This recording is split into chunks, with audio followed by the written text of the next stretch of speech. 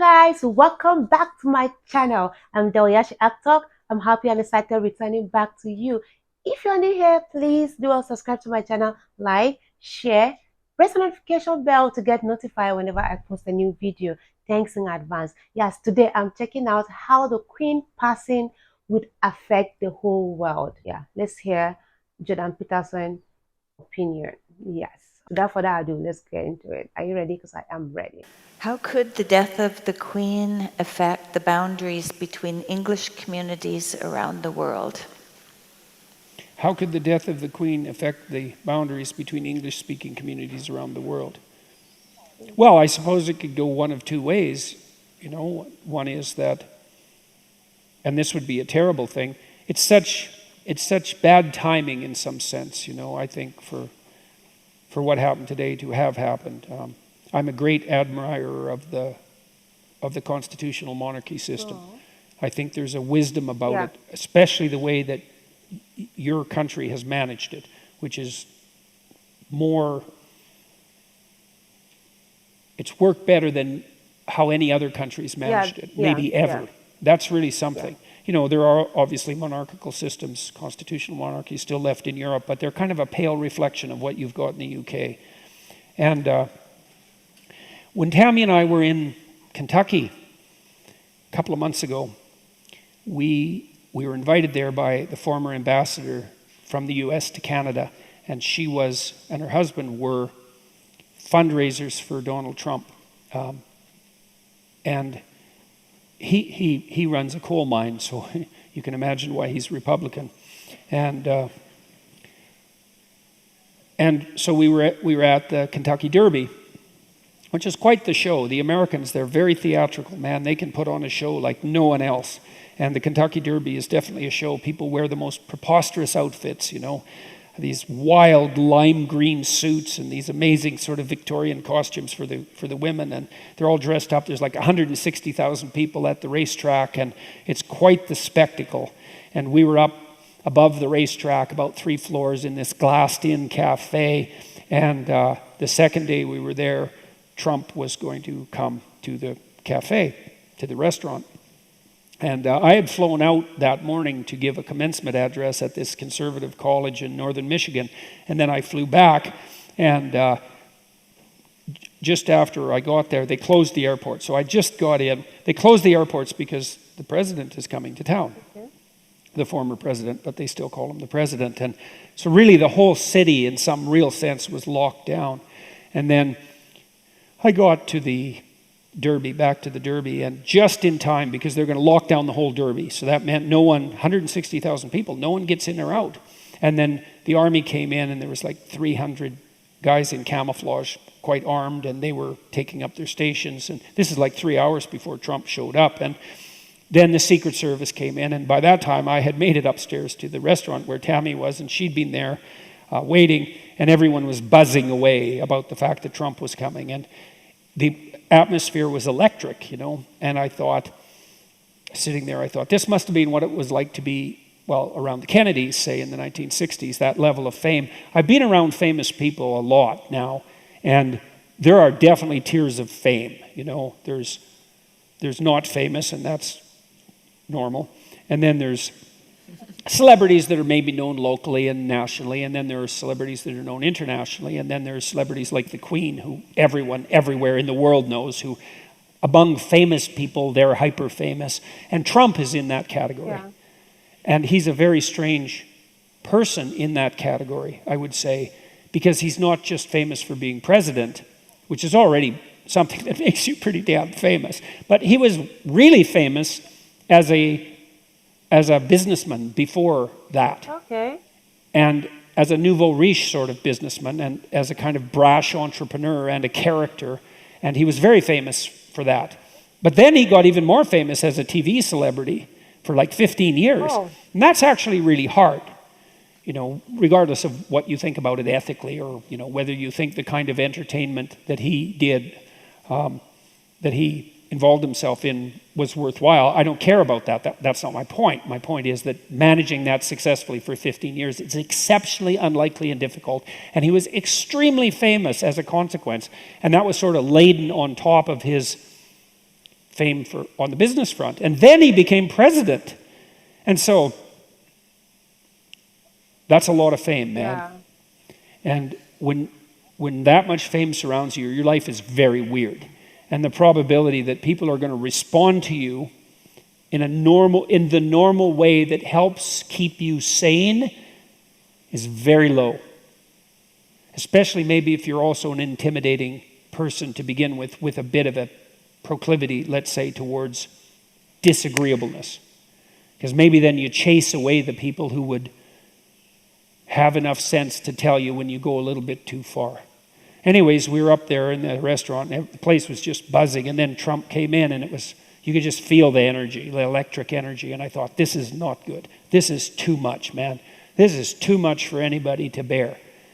And the thing about the monarchy that's so cool, in the United States, there's the judiciary and the legislative branch and the executive, that separation of powers, and the checks and balances that are part and parcel of that, and that's a bright system. And then you also have the states, and they have their power against the federal government, and that stops anything from becoming too tyrannical in principle. But here, and in Canada, although less so in Canada, because we're, modern and trying to dispense with the monarchy, modern, confused, dim-witted, and untraditional, and casual and careless. And then we have the French-English problem, which makes things more complicated on the monarchical front. You have 4 divisions. You have executive, legislative, judicial, and symbolic. And the monarch holds the symbolic weight. And that's really smart because it separates it to some degree from the political weight. You see what happens in the United States is, well, first of all, is the president tends to turn into the czar. Because they have this idea in the United States now, like first lady. It's like, what the hell is that? We don't have that in Canada. Nobody knows anything about Justin Trudeau's wife. Oh, wow. And that's been the history of Canadian politicians. It's like, just because you're Justin Trudeau's wife doesn't mean you're queen. But in the United States, it's like, well, Hillary Clinton, maybe she's queen. And that's partly because there is that demand for the symbolic weight that the leader should manifest. And you also see that to some degree in the United States, which is a star-worshipping culture, obviously, with the glitterati and the royalty of Hollywood. And it's better put there. It's better put there in the entertainment section, even though that's also somewhat dangerous because it tends to elevate actors into pronouncers of ethical virtues, say. But better there than in the political realm. Trump, he's like king and president all rolled up into one. And that's just too much. And so I really admire the monarchical system, and I think that for whatever reason, the UK has done a wonderful job of maintaining that. Yeah. And I think a very economically canny job, too, because I know the economic analysis indicate that the royal family generates way more income than they spend.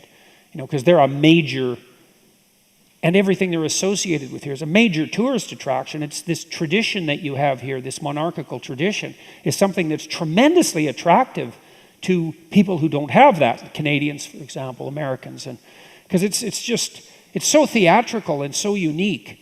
And then you had Queen Elizabeth, who, man, that's quite the woman there. Yeah. How many, 13 prime ministers? Oh. And so you had someone around to intimidate all your prime ministers. That's a really good idea, and I'm sure she did a fine job of that, And so, yeah. Deserve it. And you can imagine how useful it was psychologically, in some sense, for the prime minister who has monarchical temptations, in some sense, like Trump did, to have to go on a regular basis to this remarkable person who'd seen this immense span of political history and confess.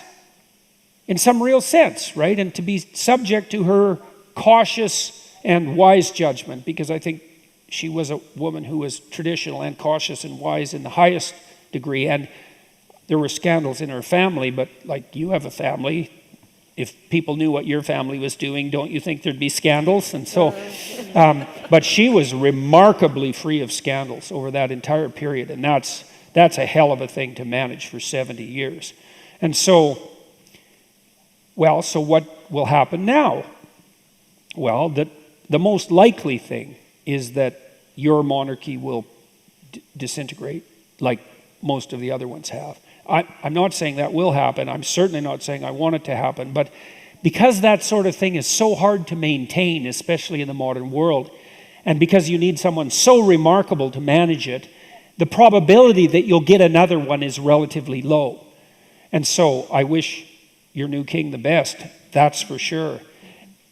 But, maybe you'll get lucky, and maybe your monarch, and maybe with your support, will rise to the occasion, and your country and the rest of the British Commonwealth will recognize that what they have in the shared bonds that unite them based on English common law and the great democratic tradition that's so much a function of this country, and this country really in particular. I mean, you're the birthplace of both Canada, the US, Australia, New Zealand, India, these amazing countries, these free, democratic, productive, generous societies. It's quite the accomplishment. And I see in England and in Europe, but in England too, in Great Britain, such apprehension about that, such refusal to note the greatness of your country and its contributions. I mean, no one in the United States ever talks about the fact that the UK was the country that eradicated slavery. That only happened once in the whole history of the human race. And your country did it. It took 175 years. And a huge economic. Yeah.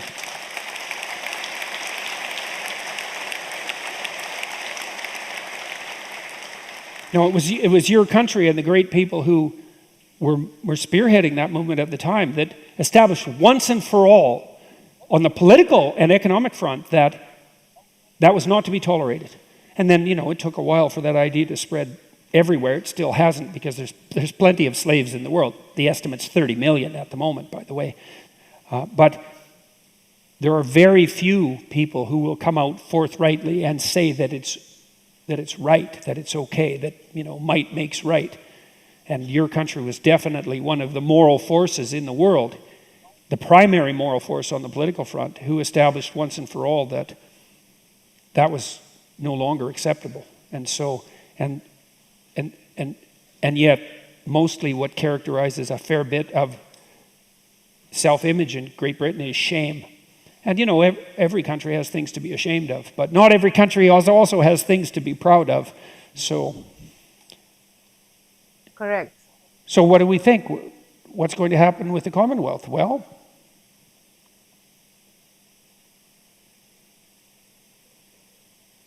maybe we'll wise up and recognize that we have something absolutely precious to guard. And then maybe we'll guard it. But to do that, we're going to have to defend ourselves against unwarranted accusations of guilt.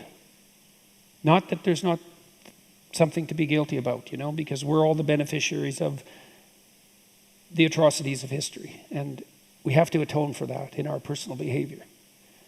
But by the same token, man, you're supposed to separate the wheat from the chaff and not just call it all chaff. And when you look at your own history, you think, we stumbled plenty, but we still walked uphill. And you, in your country, you can say that more than most.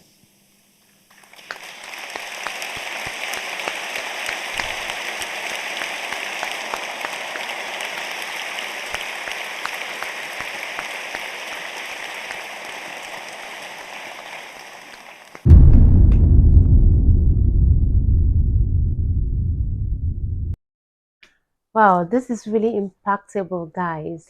The passing of the Queen will really affect the war because she played, roles in almost all the country, especially English-speaking country. Yeah, I learned a lot from the Queen. So her passing away really touched me. Yes, I learned how to be strong. how to be brave. We should not focus just on the negativity. Let's separate the chaff from the seed. Let's not just look at the negativity part of life. We should also look at the positive. The queen is loved despite everything that happened. She is loved because it is meant to happen, and it happened. That's a saying that said, everything happened for a reason. All I'm doing right now is praying for the new king. Jordan Peterson, he's wishing the new king the best. He hope everything will go well. I so much love him. I so much love the way he analyzes things. His words are strong. His words are powerful. If you're doing good today, you will see different comments, like negative comments about you. People from the east, south, west, north, throwing, bombarding negative comments about you, trying to slow you down. But this man is strong, pushing. He keeps talking, even when people are, oh my God. I love that about him. I love that about him. I love hearing him speak. Everything he say is impactful. When you listen to him, I bet your life will not remain the same. So therefore, share this video. I believe one or two people will see this and many things will change in their lives. Thank you for staying tuned. And I will appreciate if you tell me what you feel about this video in the comment section below. And do not to like, subscribe, share as many as you can. Press the notification bell to get notified whenever I post a new video. I love you guys always. Bye.